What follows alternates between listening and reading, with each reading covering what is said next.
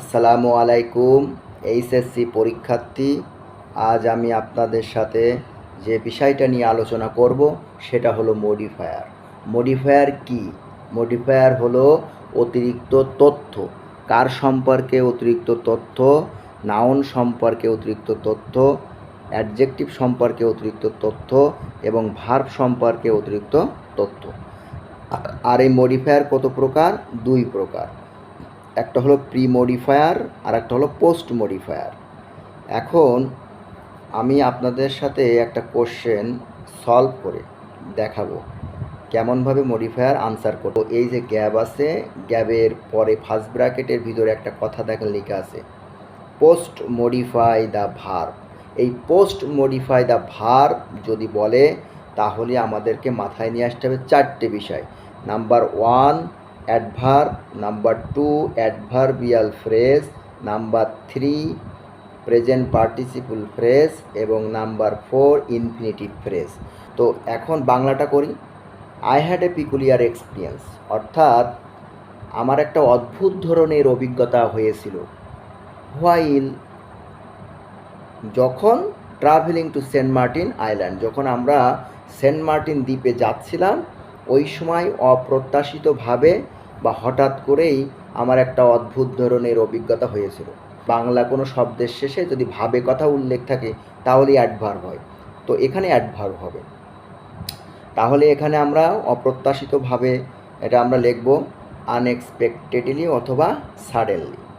আচ্ছা, তারপর দেখেন, I visited the island along with my family. তার মানে হলো আমি দ্বীপটা ভ্রমণ করতে গেছিলাম আমার পরিবারের সাথে। আচ্ছা, Zahid comma dash was our guide. Zahid ছিল আমাদের গাইড। তো এখানে বি নাম্বারের গ্যাপ আছে, গ্যাপের পর কি আছে যে post modify the noun with an appositive. আচ্ছা, অ্যাপোজিটিভ কী জিনিস সেটা আগে আপনাদেরকে আমি বলি। নাউনের পরিচয়। নাউনের পরিচয় কি দিয়ে দিতে হয়? নাউন ফ্রেজ দিয়ে দিতে হয়। নাউন ফ্রেজের গঠন কি? The beautiful girl. এটা আমি জাস্ট একটা টেকনিক। দ্য বিউটিফুল গার্ল এটা স্টুডেন্টদেরকে বলে থাকি। দ্য আর্টিকেল অ্যাডজেক্টিভ বিউটিফুল এবং গার্ল হলো নাউন। তার মানে নাউন ফ্রেজের গঠন হলো প্রথমত হবে আর্টিকেল, তারপরে অ্যাডজেক্টিভ, তারপরে নাউন। আচ্ছা, এখন সাবজেক্ট কি? সাবজেক্ট হলো জাহিদ। আর একটা কথা বলি, অ্যাপোজিটিভের আগে কিন্তু এরকম নাউন থাকবে, কিন্তু নাউনের পরে কমা থাকবে। তো জাহিদের পরিচয় দিতে হবে এখন আপনার। এখন জাহিদ তো আর আপনার এলাকার লোক না, তাহলে আমরা লিখতে পারি জাহিদ, ওই যে দ্য বিউটিফুল গার্ল থেকে আমরা লিখতে পারি নাউন ফ্রেজ, জাহিদ হলো এ লোকাল বয়, স্থানীয়। Zahid a local boy was our guide. Zahid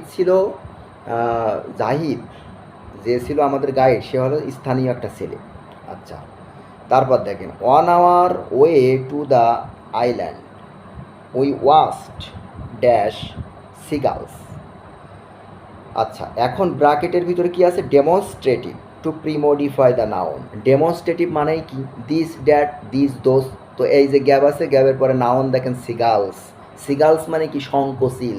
এখন সিগালস একটা শঙ্খচিল না, কিন্তু অনেকগুলো। নাউনের শেষে এস থাকলে সেটা কি? প্লুরাল হয়। তো অনেকগুলো সিগালস। তাহলে কী হবে বলেন তো? এখানে বাংলা ভাষা one hour way to the island, অর্থাৎ আমরা ওই দ্বীপে যাওয়ার পথে উই ওয়াচড আমরা লক্ষ্য করেছিলাম ওই সকল সিগালসগুলোকে। ওই সকল, তাহলে দূরের বিষয় এবং সেটা প্লুরাল, তাহলে দোজ হবে এখানে। দোজ সিগাল, ওই সকল সিগালসগুলোকে আমরা দেখেছিলাম। তারপর দেখেন, the dash birds were flying. আচ্ছা, এখন এখানে ব্র্যাকেট, এই যে ডি নাম্বারে গ্যাপ আছে, গ্যাপের পরে ফার্স্ট ব্র্যাকেটের ভিতরে আছে প্রিমডিফাই দ্য নাউন, তার মানে অ্যাডজেক্টিভ। তাহলে দ্য ড্যাশ বার্ডস, পাখিরা সাধারণত কি হয়? সুন্দর হয়। তাহলে অ্যাডজেক্টিভ আমরা এখানে বসাবো কি? The beautiful birds. Birds were flying, উড়ছিল dash with the ship. Post modify, E নাম্বারে দেখেন গ্যাপ আছে, গ্যাপের পরে পোস্ট মডিফাই দ্য ভার্ব, তার মানে এখানে অ্যাডভার্ব হবে। শুধু পোস্ট মডিফাই দ্য ভার্ব বললেই অ্যাডভার্ব হবে। তো এখানে আমরা লিখব বিউটিফুলি। তাহলে দ্য বিউটিফুল বার্ডস, সুন্দর পাখিগুলো, were flying beautifully with the ship, সুন্দর পাখিগুলো সুন্দরভাবে জাহাজের সাথে সাথে উড়ছিল। They became dash dare and friendly to us, অর্থাৎ এই যে এফ নাম্বারে গ্যাপ আছে, গ্যাপের পর রয়েছে use and intensifier to premodify the adjective, তাই না? তো একটা কথা আপনি মাথায় রাখবেন, যদি এরকম ব্র্যাকেটের ভিতরে ইন্টেন্সিফায়ার লেখা থাকে তো এখানে আপনি 90% ভেরি বসাই দেবেন।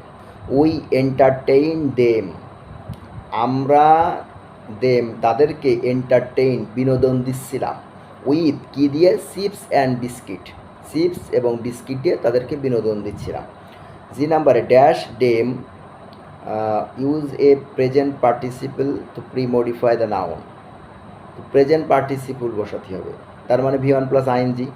তো ড্যাশ ডেম, এখানে দেখেন কী ছিল, এন্টারটেইন ডেম, তাই না? তাহলে আমরা লিখব এন্টারটেইনিং ডেম। আচ্ছা, উই বিকেম ড্যাশ, এখানে ব্র্যাকেটের ভিতরে আছে use and intensifier to premodify the adjective. তাহলে ইন্টেন্সিফায়ার বললেই আমরা কি লিখব, এখানে লিখব কি, ভেরি। এই কোশ্চেনে দুইটা ইন্টেন্সিফায়ার দিয়েছে, তো ইন্টেন্সিফায়ার যদি পড়ে তাহলে আপনার জন্য সেটা সহজ হয়ে যাবে। ইন্টেন্সিফায়ার বললেই 90% ভেরি হবে। আচ্ছা, তাহলে এন্টারটেইনিং দেম, তাদেরকে আনন্দ দেওয়ার বা বিনোদন দেওয়ার মাধ্যমে, এন্টারটেইনিং মানে বিনোদন, মাধ্যমে উই বিকেম, আমরা হয়েছিলাম ভেরি এক্সাইটেড, খুবই উত্তেজিত উৎফুল্ল।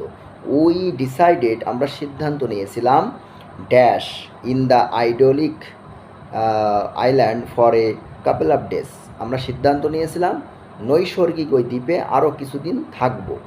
তো এখানে দেখেন ইউজ অ্যান ইনফিনিটিভ ফ্রেজ, আর ফ্রেজ মানে ভয় পাওয়ার কিছুই নেই, ফ্রেজ মানে অবজেক্ট। আচ্ছা, use an infinitive phrase, infinitive মানে কি, 2 প্লাস V1, তাহলে আমরা সিদ্ধান্ত নিলাম ওই নৈসর্গিক দ্বীপে আরও কিছুদিন থাকবো। তো আমরা তো লিখতে পারি এখানে টু স্টে, অবস্থান করব, থাকবো। উই ক্যান নেভার ফরগট, আমরা কখনোই ভুলতে পারছিলাম না, ড্যাশ লাভলি সি বার্ডস, ওই সকল সুন্দর পাখিগুলোকে। তো দেখেন এখানে গ্যাপ আছে, গ্যাপের পরে use a demonstrative to premodify the adjective phrase. তো যাই হোক, ডেমনস্ট্রেটিভ বললেই দিস, ড্যাট, দিস, দোস, চারটে মাথায় নিয়ে আসবো। প্রথমত আছে গ্যাপের পরে নাউনটা খেয়াল করব, সি বার্ডস, বার্ডস কিন্তু একটা না, অনেকগুলো, প্লুরাল। তাহলে আমরা কখনোই ভুলতে পারছিলাম না ওই সকল পাখিগুলোকে। তো ওই সকল দূরে বোঝাচ্ছে, তাহলে কি হবে, দোষ। তো যাই হোক, মডিফায়ারের ক্লাসটা কেমন আপনাদের কাছে কেমন লেগেছে সেটা আমাকে কমেন্টের মাধ্যমে জানাবেন। তো আজ এ পর্যন্তই, আসসালামু আলাইকুম।